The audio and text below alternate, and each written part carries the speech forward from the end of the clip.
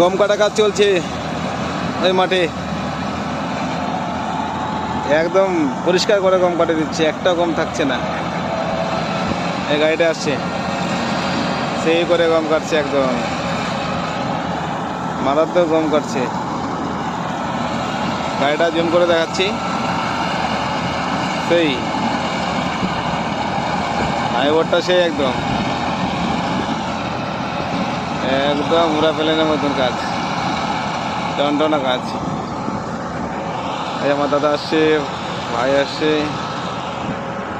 3 ভাই আমরা মাঠের মধ্যে গম কাটা কাজ।